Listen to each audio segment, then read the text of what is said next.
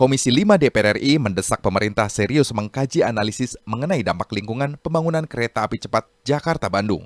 Ditemui di sela-sela rapat, anggota Komisi 5 DPR RI Bakri mengatakan dalam pembangunan mega proyek ini pemerintah harus benar-benar mengkaji AMDAL secara mendalam. Ia menganggap ketidakseriusan pemerintah dalam menggarap proyek bernilai triliunan rupiah tersebut. Untuk itu, DPR akan memanggil pemerintah agar dapat menjelaskan lebih rinci kajian mendalam proyek kereta api cepat serta pembiayaannya. Pemerintah selalu berpikir bahwa ini tidak menggunakan anggaran APBN. Syukur alhamdulillah kalau memang tidak. Tapi apa iya tidak menggunakan anggaran APBN?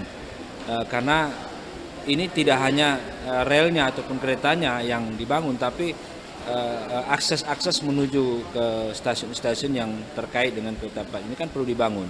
Nah, jadi jangan sampai ini nanti membebankan daerah-daerah yang di sekitar itu, sehingga akan mengganggu keuangan daerah itu. Sementara itu, anggota Komisi 5 DPR RI Rumkono khawatir jika mega proyek ini bermasalah, dampaknya akan berpengaruh kepada berlangsungnya 4 BUMN, di mana 4 BUMN tersebut nantinya akan jatuh ke tangan pemerintah Cina. MRT itu menjadi satu kebutuhan yang mendasar ya, dan itu adalah punya multiplier efek yang tinggi.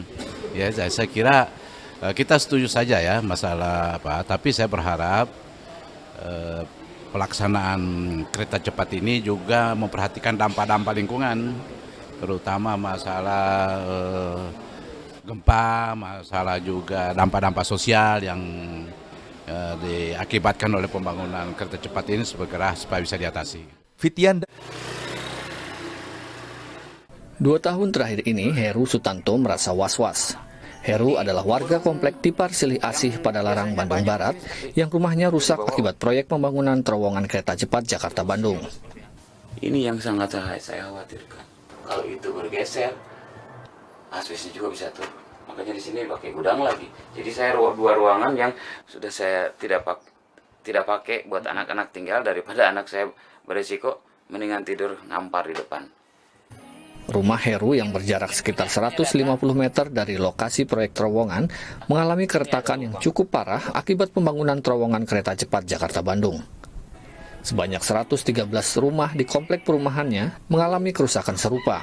Nah, warga di komplek ini mengalami dampak konstruksi pembangunan terowongan kereta cepat ya, karena proses konstruksi pembangunan terowongan kereta cepat ini menggunakan teknik peledakan sehingga berdampak terhadap kerusakan rumah hunian tinggal mereka. Gitu.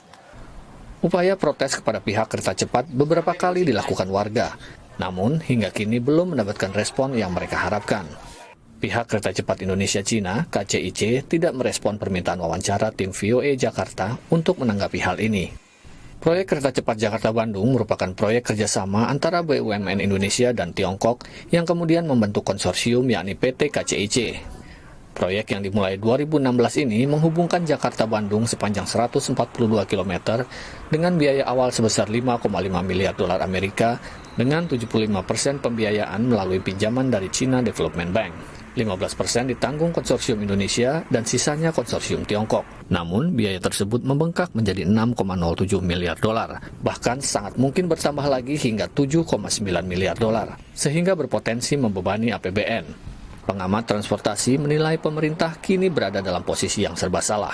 Jadi pilihannya bagi pemerintah adalah tetap menyelesaikan meskipun konsekuensi ekonominya ini akan menjadi beban APBN seumur hidup gitu.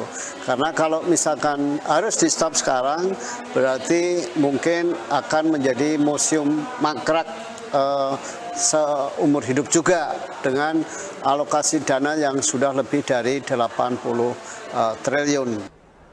Dengan kereta cepat, perjalanan Jakarta-Bandung akan ditempuh hanya dalam waktu 45 menit.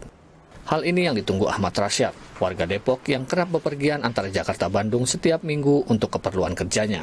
Kalau kereta itu sudah jadi, menurut saya kereta api itu sangat membantu kerja saya, lebih hemat waktu.